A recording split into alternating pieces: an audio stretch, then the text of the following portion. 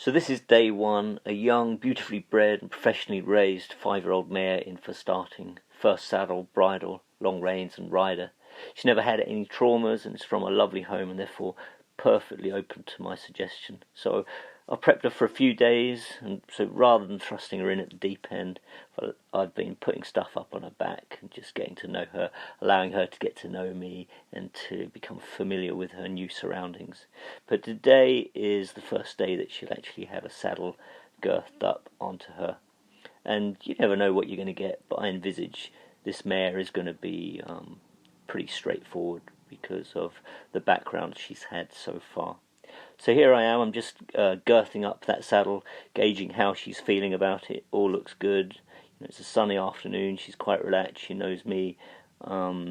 See how she is with that first step without the pins in. And because she seems fine, I'll now go on to girth that saddle on properly, put the pins in. Importantly, it's got to be tight enough for that saddle to stay there. You don't want to cut them in half with it, but it's tight enough for that saddle to stay there, so if she does get moving, it's not going to slip round under her belly, which is the worst thing that can happen to a horse.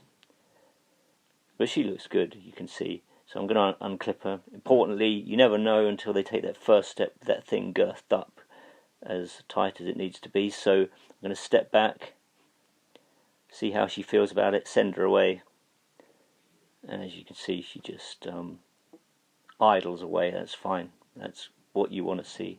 That means the prep that has been done to this point is good. It's all spot on.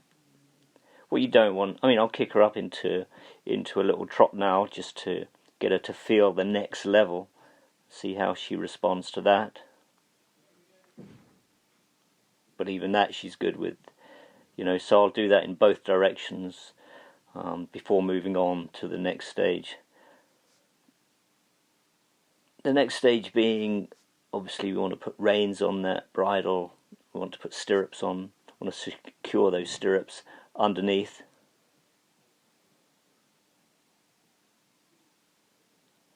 Get a set up for long reining.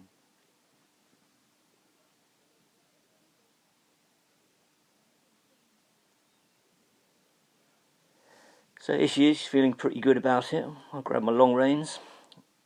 Pass the first one through the stirrup on the near side, clip onto the bit ring. Pass the next one over the middle of the saddle till it hits the ground generally, then you know it's the right length to reach to the bit.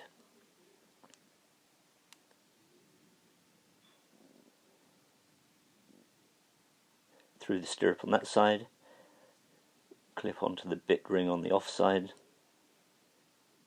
Now she's ready to long rein. You have to be careful. I always advise people to do this in a small contained area, preferably a round pen or a lunge pit, so that because sometimes when you put that rein behind them for the first time, they can go off running, especially if a horse hasn't had much handling or is very sensitive, and you want it to be as positive an experience as possible. And the reason for the small area is if they do get running, you don't have to pull on their mouth. You can let the perimeter fence take them round, and you can just stay there in the middle with the long reins just guiding her through the process. Obviously the goal here is to teach a horse what the bit means, what left pressure in the mouth means, turn left, and right to turn right, and double pressure to slow down and stop, and just understand what cues are coming from the bit, all in preparation for when she becomes a ridden horse. So this is day one, that's good. I won't do much more here now, but just get her maybe trotting with a few turns, each direction, and